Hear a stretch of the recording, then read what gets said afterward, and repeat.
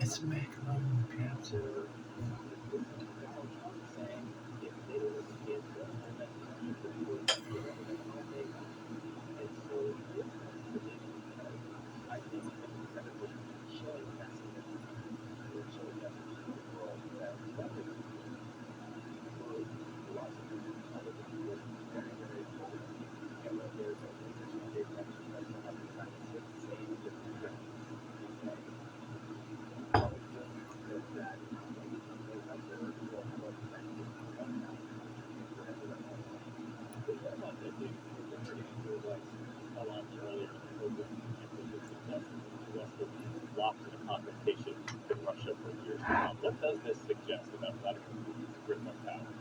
Well, he's an expansionist, and he's an expansionist in order to become authoritarian. No, Trump. Jimmy Carter sort of a the U.S. American foreign policy for very important changes in Congress. And after Iran, we sort of stopped. The last three presidents have really put that on the back burner. But the Democrats in every authoritarian country in the world, Navalny is the most egregious example, they haven't stopped. They still believe in democracy. And it's a reminder to me that we should, we're not going to be countries. But we should be on the right side of history. And we should be using whatever realm we have to put democracy in motion back again towards the center of American foreign policy. As for Putin, he is what he says he is. He wants to be Captain Britain. He wants to have expansion power. In Ukraine at the start, the Poles are not worried for a reason. They're worried for a reason. And in retrospect, and I was thinking at the time, but in retrospect, it's terrible that we did not give eventually went to back with him. You're right, because you can add this news to what we learned this past week, that Russia is reportedly developing space-based capability to take out satellites with a nuclear weapon. And the question is, how will the U.S. respond? How will this affect the ongoing debate on the Hill about Ukrainian people? You can think of my heart, Jeff. I hope it would change some hearts and minds, that it would change the political dynamic. But I don't see it changing anything, because the characters who are up there are unmoved by facts. They're unmoved by America's role in the world. They're unmoved by what it means and why it's imperative that the United States fulfills commitments, but also fulfills commitments to Ukraine. And, fine, maybe they don't care because President Biden is the one who says that what's happening in Ukraine is a war between democracy and autocracy.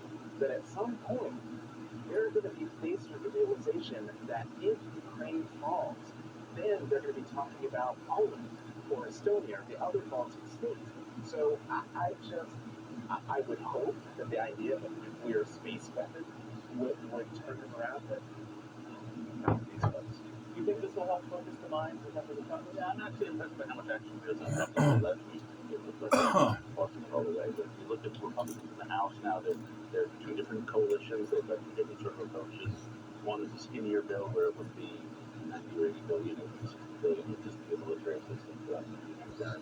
There's another section that says if we get some concessions from Democrats on immigration to let people remain in Mexico while they're waiting to sign the claims, then we'll give you the whole foreign aid package.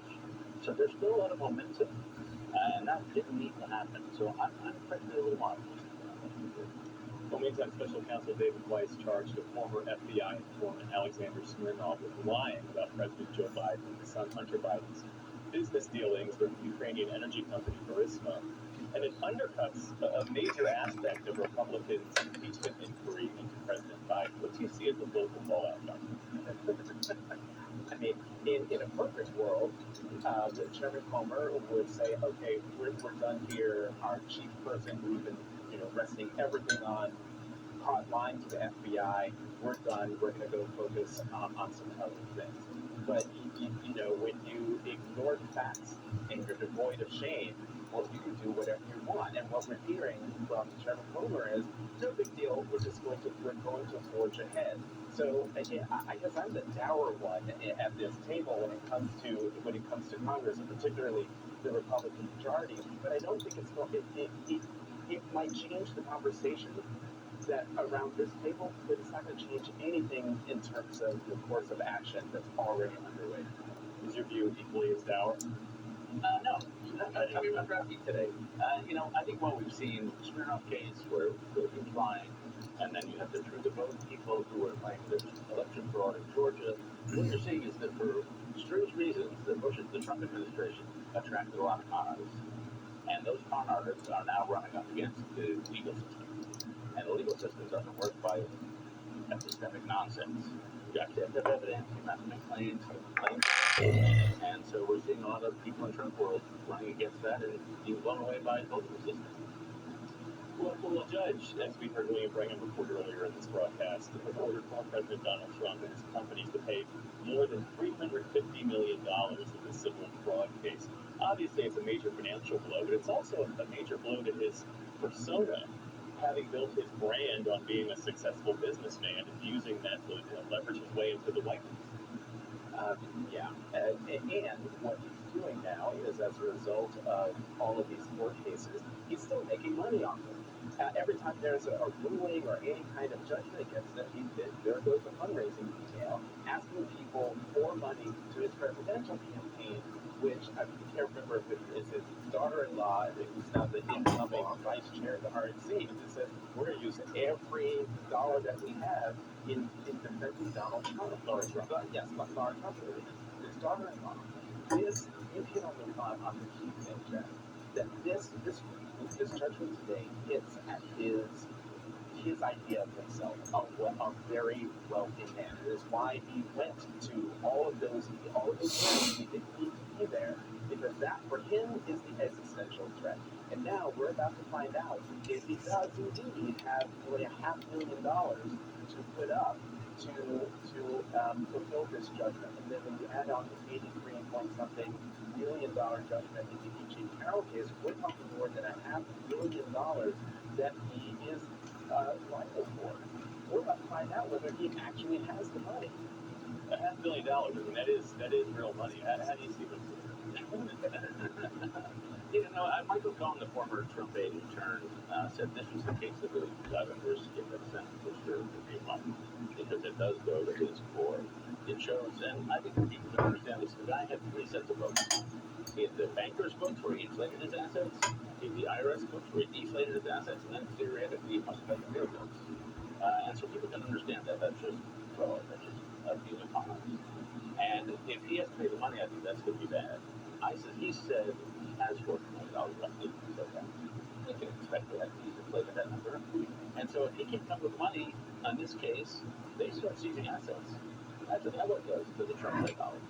And then you get the part that's already in the judgment, which is that he can't. This is man in New York State for 3 years. And so this is the family business. And the family's basically got kicked out of the family business. All these to me are psychological. Derailing things are coming from. And so I would expect we can have some sort of counter reaction. And I don't know what it's going to look like, but I suspect it will be that. And on top of that, you have a judge rejecting his bid to toss the hush money payment case, which is expected to start next month. That was said to be the weakest of all the cases, but looking at the totality of it, what do you think the net effect of all this is? Well, he's going to trial. He's going to be in a courtroom, and we'll go from the theoretical to the real. And I'm looking forward to it because the dude needs to be held accountable in a court of law. Jonathan Capron, David Woods, I think so.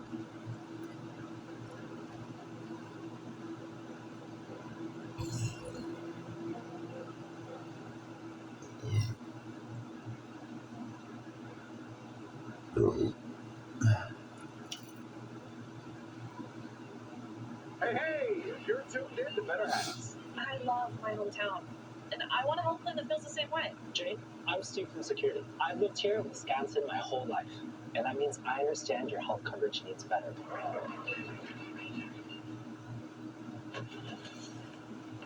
Tonight, another major blow to former President Trump, a judge ordering him to pay up over $350 million and banning him from personally running his business in New York for 3 years. The highly anticipated ruling caps a months-long, explosive civil fraud trial that put Trump's finances front and center. And the ruling doesn't just apply to the former president, but also to his sons and associates. We're going to break down the repercussions as Trump fires back. Also tonight, DA Bonnie Willis's father taking a stand.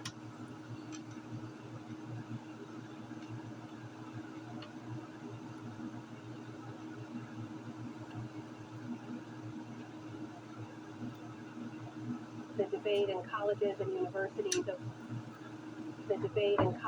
universities over diversity, equity, and inclusion initiatives, or DEI, has been heating up around the country, and the backlash, politically and socially, to previous programs has been growing. As part of our ongoing Race Matters series, John Yang unpacks the debate and examines the stakes in higher education.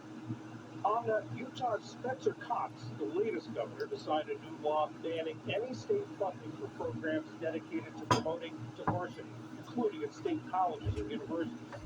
Utah joins 5 other states: Florida, Texas, North Carolina, North Dakota, and Tennessee. They all have laws on the books restricting or banning DEI. Lawmakers in 25 states have introduced more than 70 bills targeting DEI efforts in public institutions.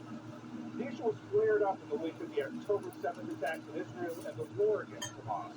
It sparked debates over tolerance, inclusion, and academic freedom.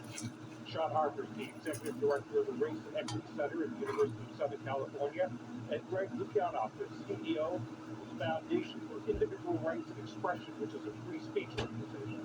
Sean, I'd like to start with you. What is lost when these offices are closed? Sure. Well, first of all, thanks for having us. An institution loses its fidelity to its mission. There are nearly 5,000 colleges and universities across the United States. Most of them include some language in their mission about preparing students for citizenship in a diverse democracy and other commitments to offering and assuring an inclusive learning environment for all students.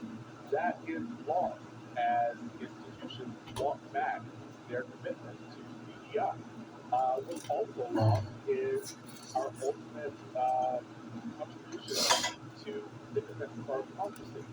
It is dangerous to send millions of college-educated people into the world and into our profession underprepared to deal with the inequities that have long disadvantaged our democracy. Greg, from your point of view, why should the offices go away? Because they're threats to free speech and academic freedom on campus, and have been consistently for as long as they've been called DEI offices. But before that, the biggest threat we've seen to free speech and academic freedom on campus are administrators themselves. But we've had particular issues with DEI administrators, including at Yale, Harvard, Stanford, Syracuse, UMass, Boston, universities like UCLA, University of Toledo. We had a case at the University of Michigan where a professor was investigated by the DEI department for showing the old Othello from the 1960s with Laurence Olivier in blackface. Our research indicates that the greater the relative size of DEI bureaucracy at a university, the more discomfort students feel expressing their views on social media and in informal conversations with each other. And this is one of the things that has been missing with mainstream coverage of this situation. Sean, what about that threat to academic freedom? It creates a big bureaucracy. What do you say to that? Yeah, I am a tenured professor who very much enjoys his academic freedom. So let me not be a hypocrite on this point. I think what is flawed in misunderstood in these broad brushes with which DEI gets painted, is that these occasional sort of one-offs are examples of what's happening in every active department, in every office, on every campus. That is just not the case, right? I have studied literally millions of college students, literally millions, on hundreds of campuses. And I have to tell you that students of color, most especially, are not feeling like colleges are as liberal and as welcoming and inclusive as the constructionists are claiming them to be. The evidence is the exact opposite, as a matter of fact. There isn't enough emphasis placed on DEI. People who lead those offices often don't have the budget and the staffing that they need to help the institution make good on the commitment that it has made to ensure diversity, equity, and inclusion. Greg, are you a diversity instructionist? Diversity of instruction. I feel like a lot of what I learned from the way we argue in academia today is you just come up with like greater and greater insult technology as an argument. So at UCLA, for example, in 2020, after it's been complained about a professor reading MLK's letter from a Birmingham jail, which doesn't include racial slurs, UCLA referred him to the DEI office, and so this is not an occasional thing. And by the way, 2020 and 2021 were the two worst years we've seen for professor cancellations in our history at Fire, and as best we can tell, we haven't seen anything like it since the law was established way back in 1973. So we have actually been in a academic freedom crisis, and lately it's actually been very much directed at pro-Palestinian voices, which we've been very busy defending. But I do think that ultimately, it's not just the DEI and the administrative